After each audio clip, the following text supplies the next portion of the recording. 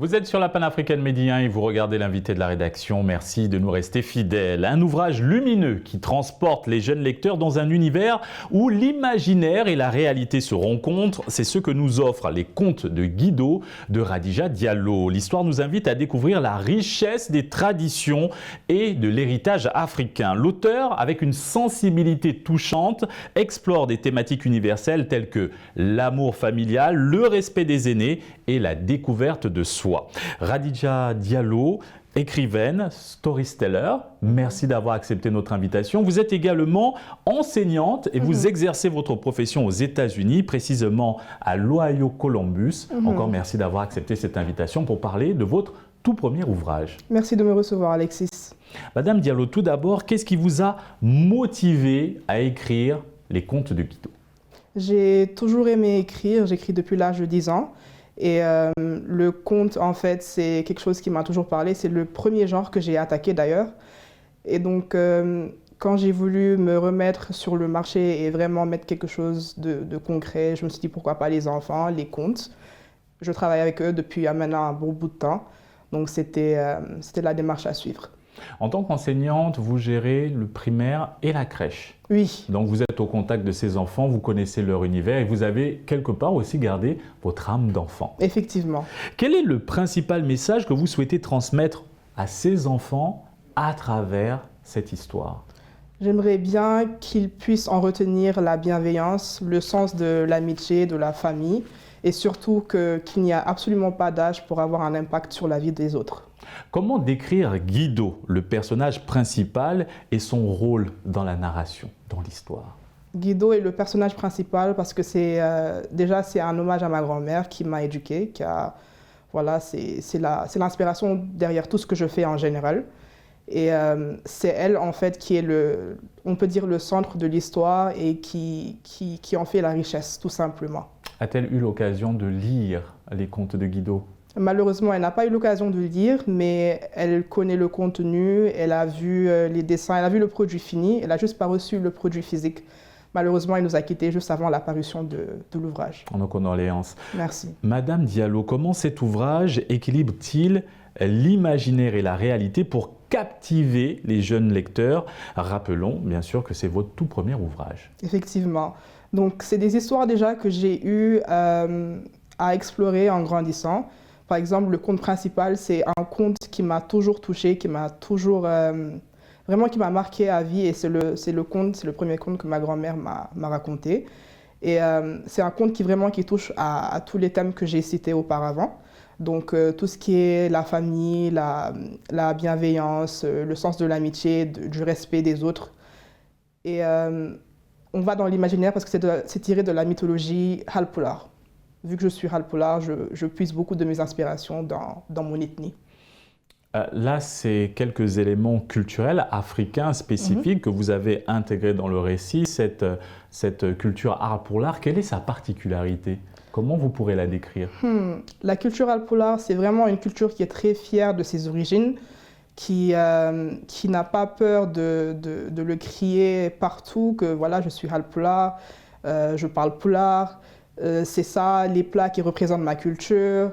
Et vraiment, en termes, on a une culture assez riche en termes de storytelling, tout simplement. Tout ce qui est raconter les histoires et en puiser en fait beaucoup d'enseignements. Donc la particularité, c'est vraiment ça, c'est la proximité en fait qu'ont les jeunes avec leurs grands-parents en général aussi. Les contes de Guido est un conte parfaitement illustré avec de très beaux dessins. Alors comment avez-vous sélectionné ces illustrations? Avec qui avez-vous travaillé et comment s'est passée cette collaboration avec les dessinateurs? Voilà, j'ai travaillé avec une équipe de dessinateurs et c'est Mariana qui a eu à faire les illustrations que vous voyez dans le livre. Et donc, tout simplement, le but, c'était de retranscrire l'histoire avec ma grand-mère et de pouvoir imager en fait en se basant sur la relation que j'ai avec elle et à travers les histoires que je raconte dans le livre. Comment décririez-vous cette relation avec votre grand-mère? Si je peux dire tout simplement que tout ce que je suis aujourd'hui, c'est elle.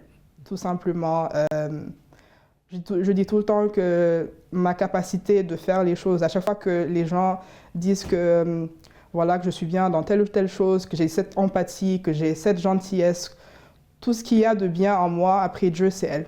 Pensez-vous que ce livre, Les Contes de Guido, peut aussi servir d'outil éducatif pour les parents et les enseignants, vous qui êtes enseignante aux États-Unis? Absolument, absolument, parce que je pense que les enfants ont besoin de contenu où ils se retrouvent déjà, où ils ont cette identité-là, ils se voient représentés et en même temps, ils peuvent en apprendre beaucoup de choses parce qu'il y a tellement de leçons de morale à travers les contes africains en général. Donc, je pense que ce serait bien de remettre ça en fait dans le marché éducatif parce qu'on a grandi avec ça, nous, mais avec le digital, il y en a un peu moins ou pas comme avant en tout cas. Et j'aimerais vraiment que ça soit, qu'on puisse en fait généraliser ça dans le système en général. Et vous avez fait le choix de publier ce livre en français et en anglais. À présent, quel écho avez-vous reçu de la part des enfants ou des parents depuis la publication de votre livre? Déjà, pour les adultes, les parents en général, c'est beaucoup de fierté de retrouver un contenu comme ça, fait par quelqu'un qui a cette même identité culturelle, par exemple, et même pas seulement le fait d'être Halpula, mais le fait d'être sénégalais et de publier un livre de contes valorisant votre richesse culturelle. Voilà, notre richesse culturelle en général. Et par rapport aux enfants, c'est beaucoup de... On a aimé le livre, c'est tellement... surtout la dernière partie avec le conte principal qui est super imaginaire déjà. Ils aiment bien se transporter et voyager à travers le livre. Donc c'est beaucoup de ça. Les enfants aiment beaucoup tout ce qui est... Ah, c'était magique, c'était... Voilà. Et quel enseignement tirez-vous de ces retours pour vos futurs projets? Y en a-t-il?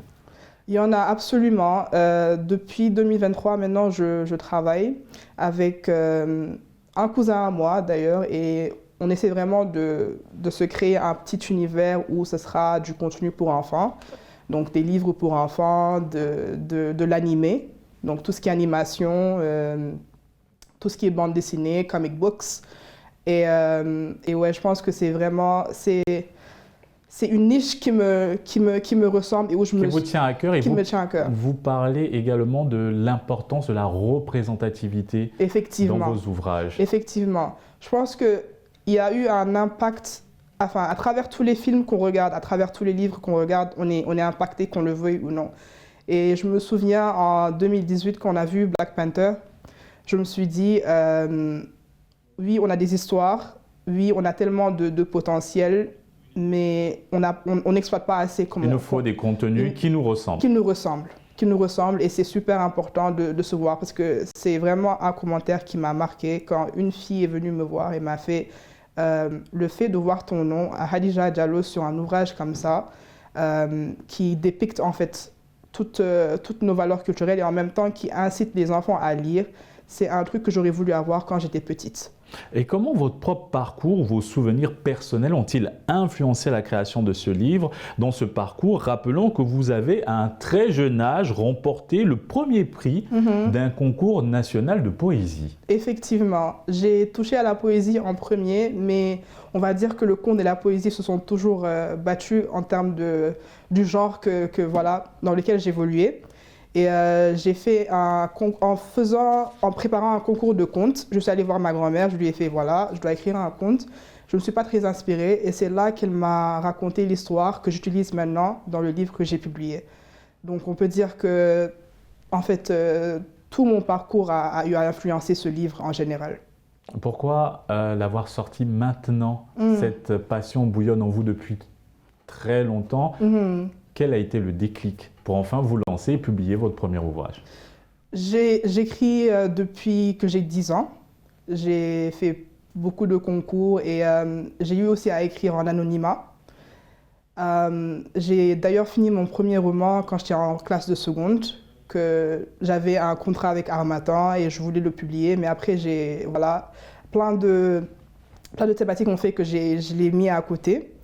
Et ensuite, quand j'ai vraiment voulu repartager avec les gens mon écriture et me lancer carrément, je me suis dit pourquoi pas faire quelque chose où c'est les enfants en fait, parce que c'est mon domaine, je les connais. Et avec un petit coup de pouce d'un de mes amis d'ailleurs qui m'a fait mais c'est ton domaine, tu devrais vraiment, si c'est un premier livre, fais un livre de contes. Et voilà, c'est tout ce que tu aimes, c'est tout ce que tu connais, tu aimes bien écrire. Donc ce serait bien. Et le déclic vraiment, c'était j'ai toujours été assez timide avec mon écriture. Donc je me suis dit, c'est le moment en fait de partager tout simplement. Merci Madame Radija Diallo pour cet éclairage et félicitations pour les contes de Guido. Merci beaucoup. Et c'est ainsi que s'achève cette émission. Excellente suite des programmes sur la panafricaine.